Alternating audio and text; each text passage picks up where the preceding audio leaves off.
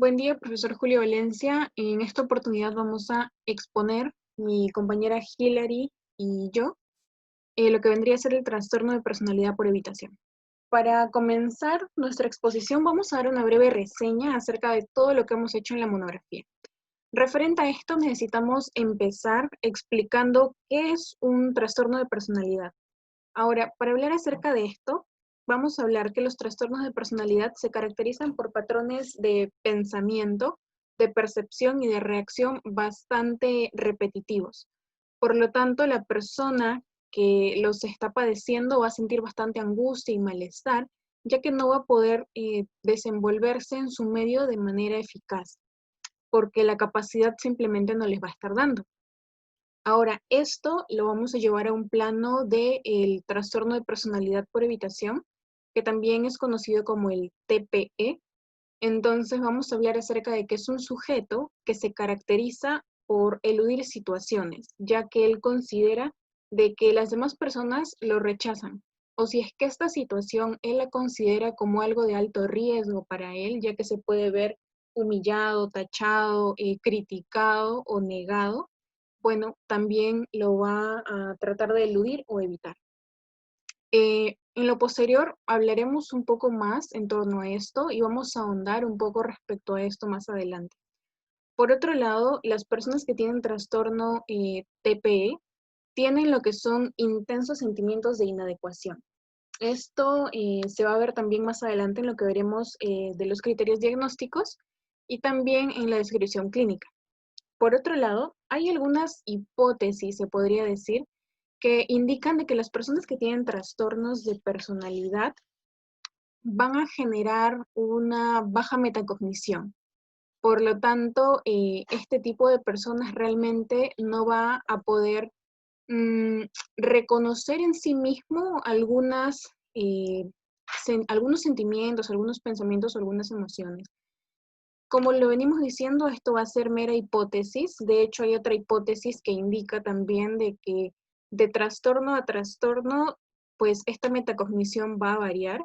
Pero de hecho, esto se refuta mucho con la práctica, ya que en realidad en la práctica y en las investigaciones es bastante notorio que esto no es del todo cierto. ¿Listo? Entonces lo dejamos como una hipótesis que también estamos incluyendo dentro del trabajo para conocimiento de nosotros.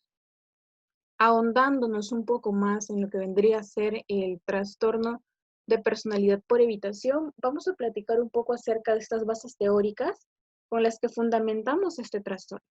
Ahora, en las bases teóricas vamos a hablar acerca de que hay unos rasgos biológicos de los cuales platicaremos más adelante.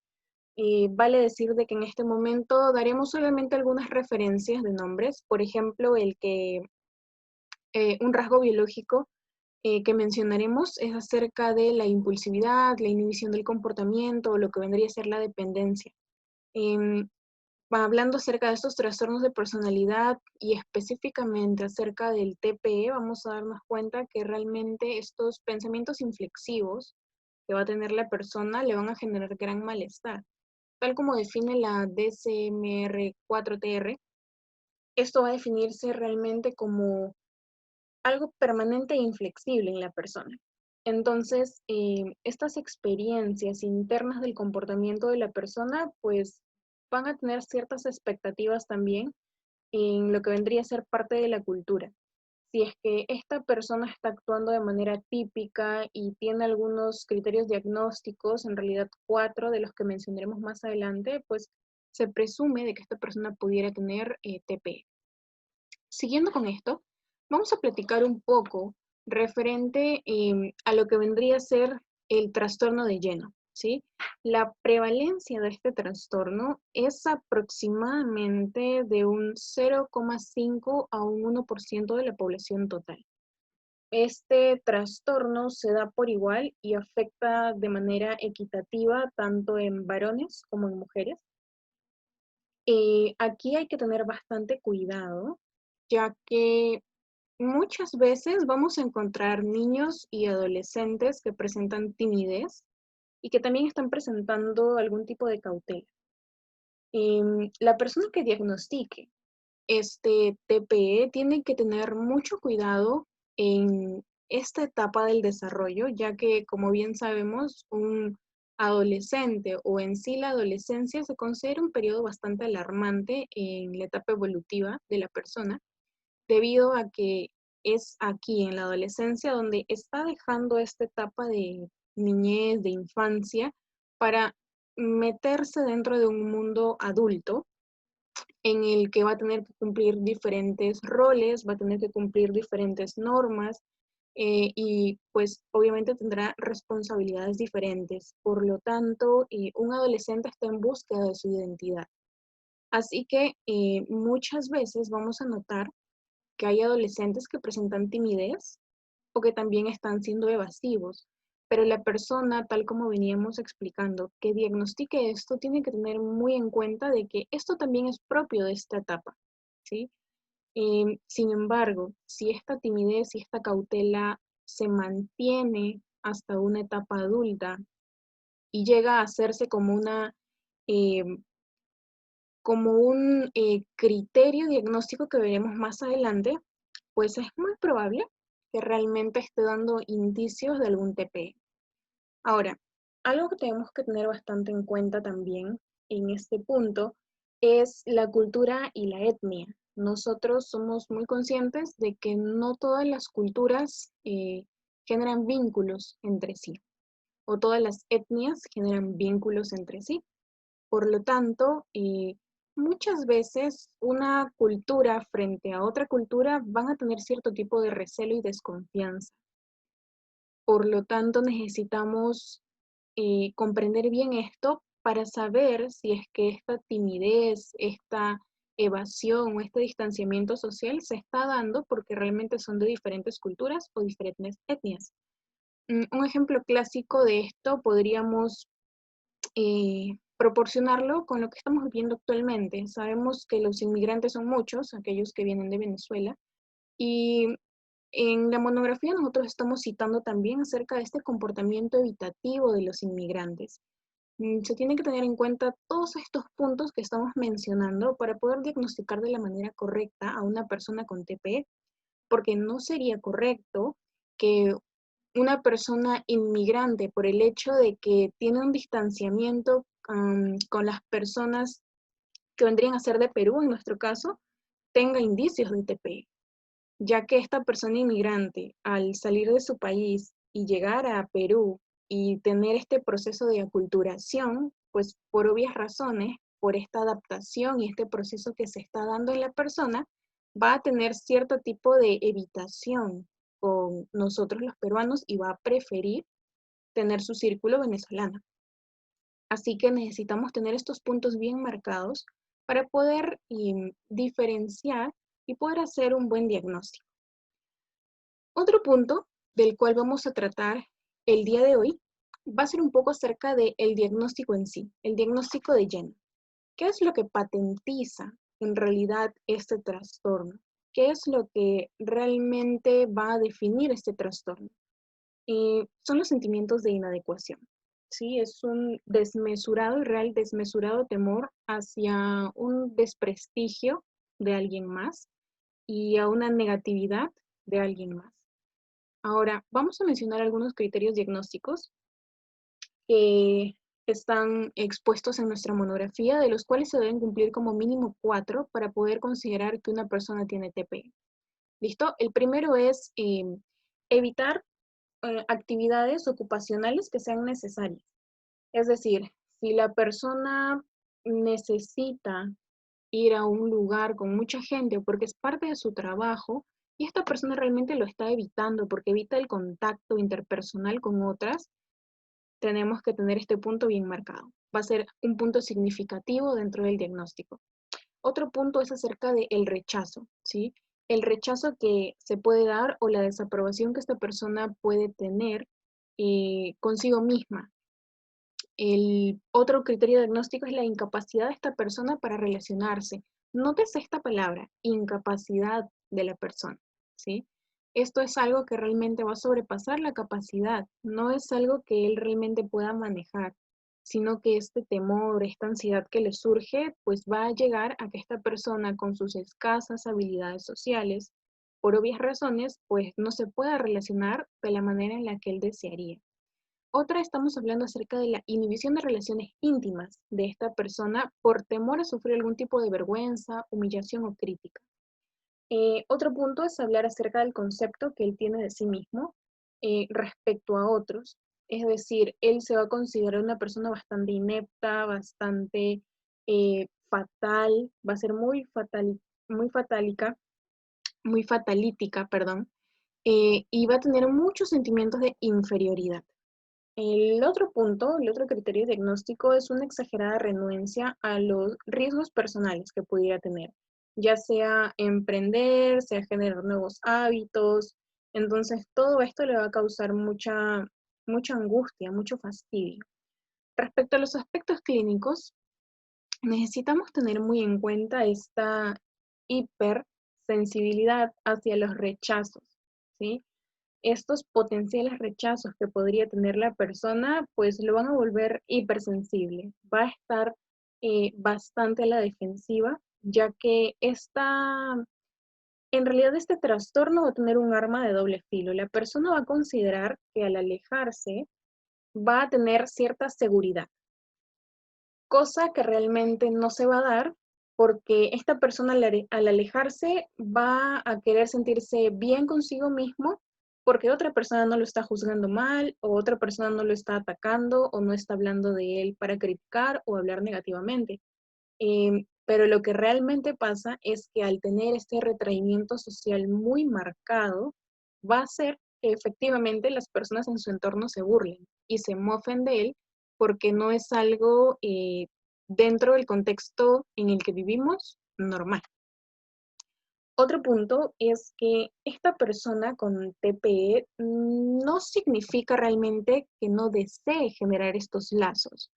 De hecho, esta persona o este sujeto tiene la necesidad de este vínculo y realmente desea tener este vínculo con las demás personas de intimidad y de relación, pero es tanta la ansiedad que esta persona tiene frente a conocer a alguien nuevo, cambiar rutinas o a asistir a reuniones sociales, que realmente no se le permite, ¿sí? Él mismo no se permite poder platicar con otra persona o poder estar en el mismo lugar que otra persona que no sea de su círculo, podríamos llamarlo más familiar. Ahora, este aislamiento que, entre comillas, podría ser protector para la persona, como lo indicamos, va a generar mucho fastidio en él, tanto como en las demás personas.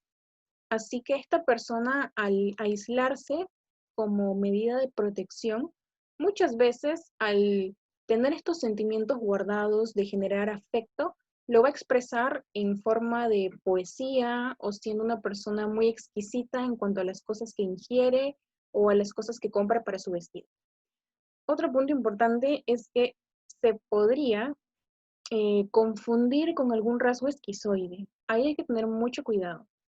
De hecho, lo vamos a platicar más adelante cuando hablemos de comorbilidad, pero aquí necesitamos saber de que una persona esquizoide se diferencia de una persona con TPE, ya que la persona esquizoide es un tanto fría, ¿no? Bastante retraída, fría.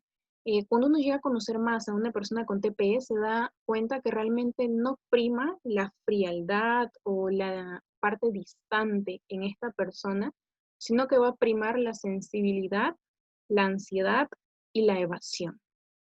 Por lo tanto, hay que tener también mucho cuidado con este diagnóstico diferencial.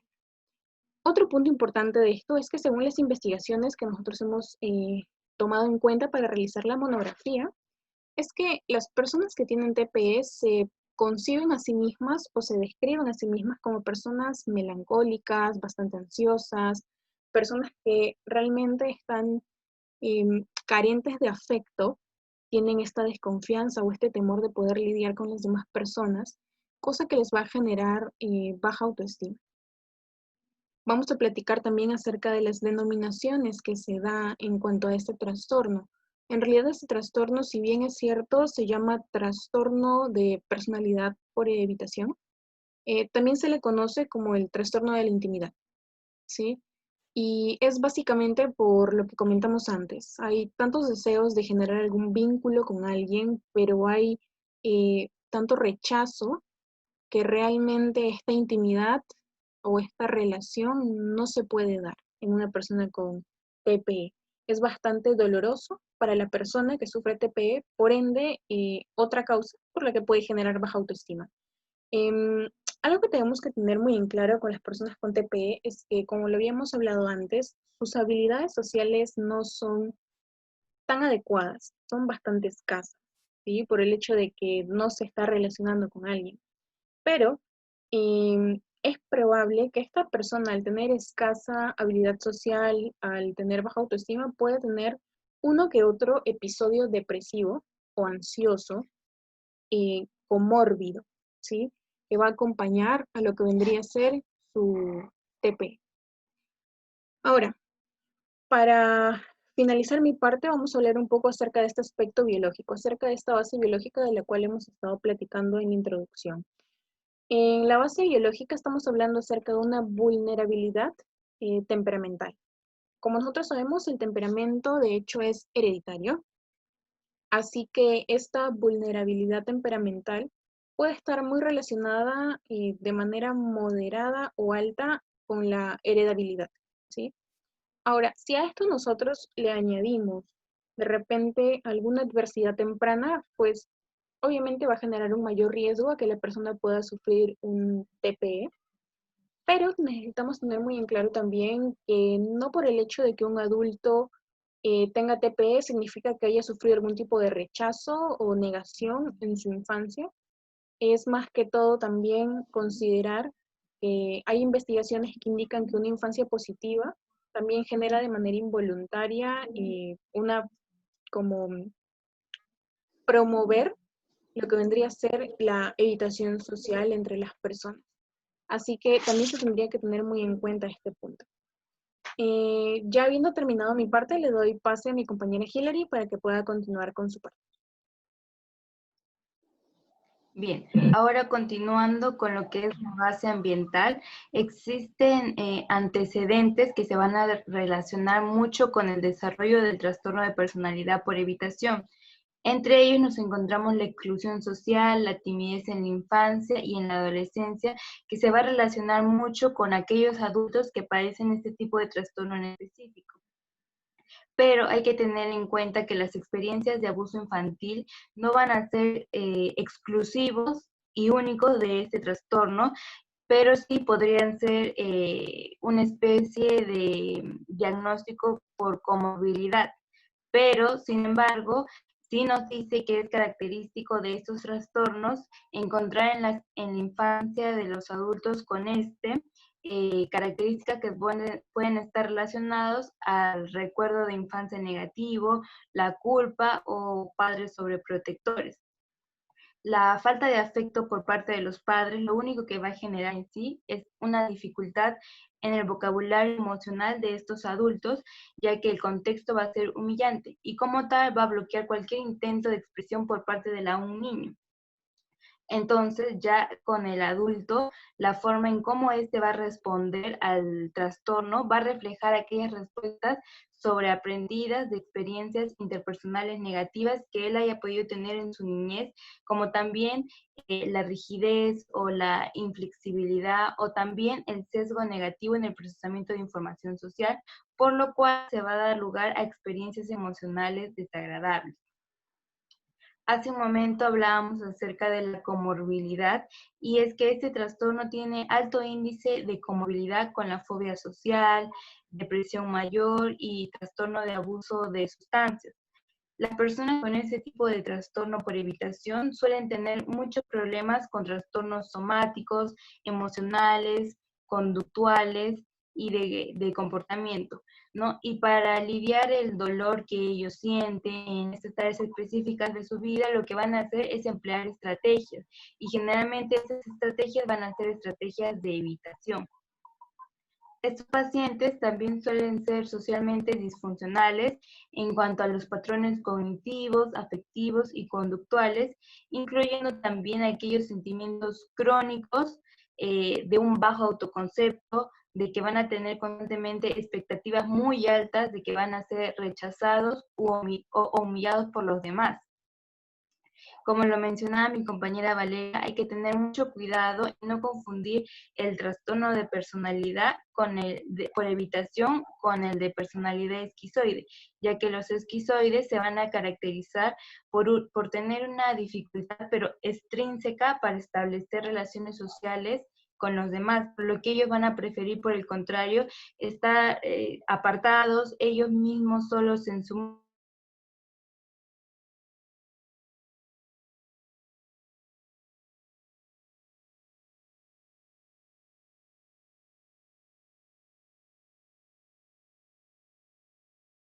hay un tratamiento, pero este tratamiento necesita ser un tratamiento multidisciplinario, es decir, un trabajo en conjunto con todas las áreas, ya que, ya que trabajar de manera específica este tratamiento, este trastorno con un solo tratamiento generalmente no va a dar buenos resultados, pero entre los tratamientos vamos a encontrar el tratamiento farmacológico.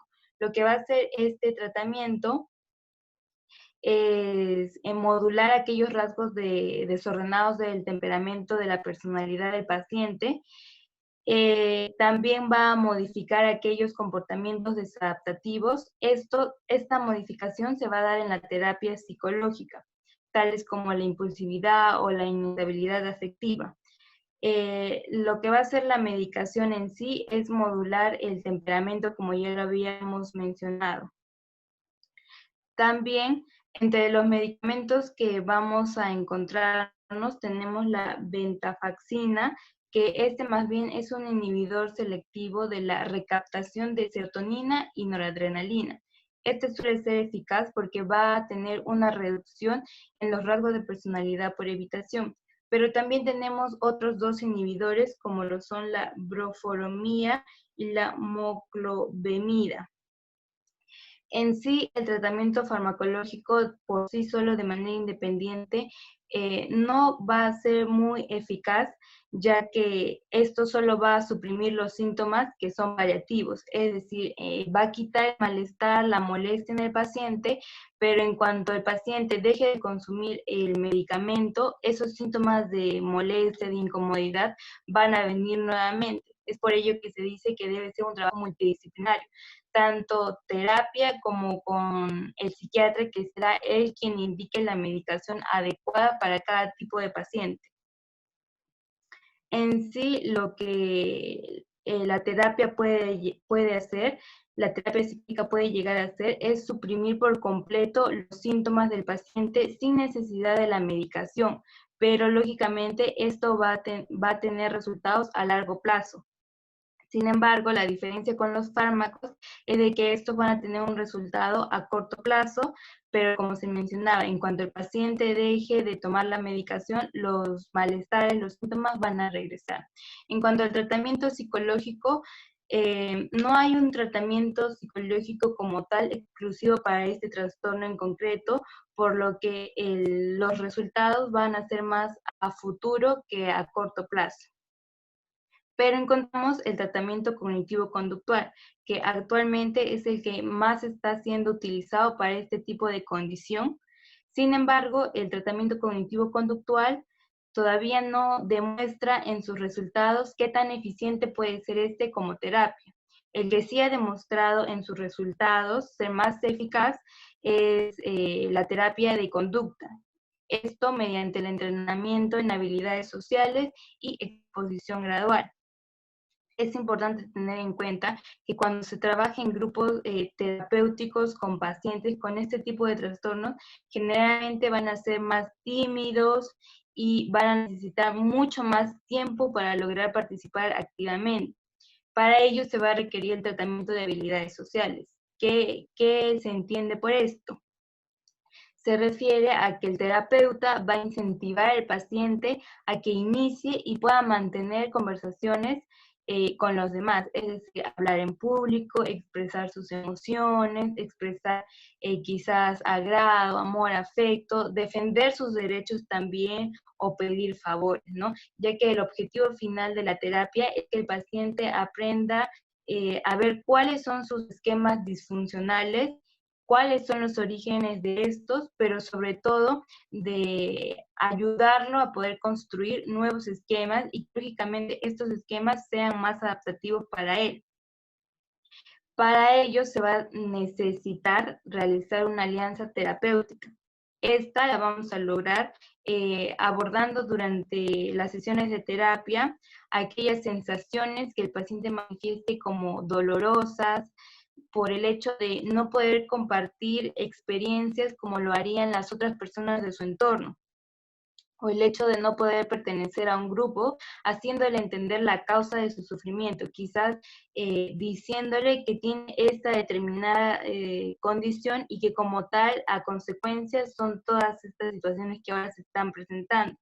Una vez de que ya se tiene una buena alianza terapéutica, se puede acudir a las tareas de autoobservación e incrementar las capacidades de relacionar los estados personales con el ambiente.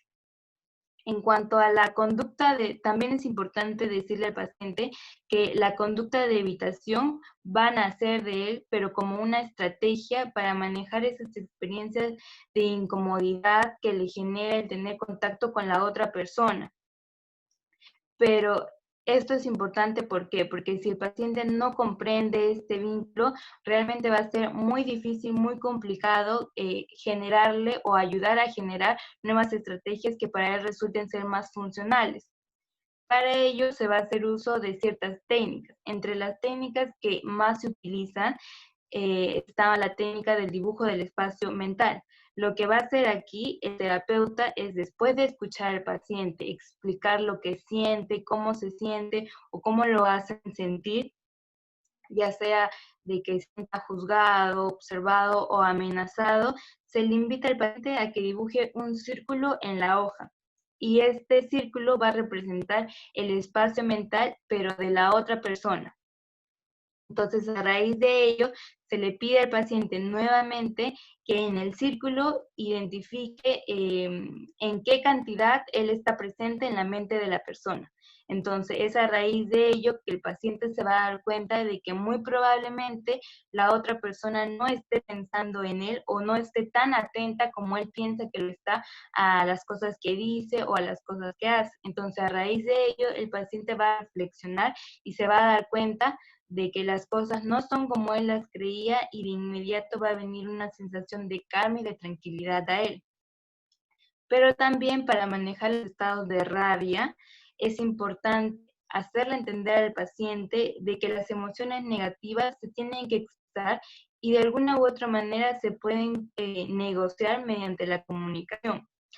¿Esto para qué? Para que el paciente también entienda de que el hecho de expresar nuestras emociones, y más si estas son negativas, entre comillas, no necesariamente conlleva o tiene que ser sinónimo de generar problemas o de empeorar las relaciones interpersonales, sino todo lo contrario, de que podemos hacer de que la otra persona también coopere conmigo y en lo que yo siento. En cuanto a las técnicas conductuales, estas van a ayudar a que los pacientes evitativos sean un poco más funcionales. ¿Esto por qué? Porque estas técnicas conductuales se van a centrar en la adquisición de habilidades específicas como la de afrontamiento de emociones negativas, que podrían ser la ansiedad, la vergüenza o lo que el paciente pueda tener. Pero para lograr esto, primero necesitamos establecer ciertos pasos. Y como primer paso es que se identifique el problema, pero de manera jerárquica. De modo que el paciente, como segundo paso, sea consciente y las pueda graduar de manera o de orden creciente según el sufrimiento que estas situaciones le provocan. Y seguido de ello, de que el paciente ya explica de manera, seguido de ello, el paciente va a explicar de manera que a él se le resulte más cómodo, ya sea hablándolo durante la sesión o escribiéndolo durante un diario, cómo es que él se ha sentido en esta situación. Pero siempre, siempre esta situación que el paciente anote en el diario o hable con el terapeuta, se van a debatir de manera razonable, de modo que el paciente también sea consciente de lo que está sucediendo. Ahora, si el paciente progresa en su confianza y seguridad con el terapeuta, que esto va a ser muy importante, va a poder va a poder ser sometido a métodos de reorientación cognitiva destinados, lógicamente, a cambiar esas actitudes erróneas que él puede tener o expectativas sociales distorsionadas.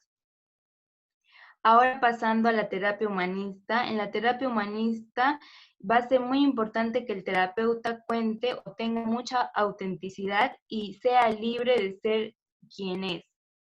Esto es importante, ¿por qué? Porque esto va a ayudar que para los pacientes que tienen ese trastorno, que generalmente suelen ser muy evitativos, creando lazos de seguridad, creando lazos o vínculos, va a ayudar a que el paciente se sienta más seguro y más confiado con el terapeuta. Como mencionábamos, este punto es clave porque de alguna u otra manera va a generar un ambiente seguro y el cliente no se va a sentir juzgado, intimidado o amenazado como normalmente se siente en otras situaciones.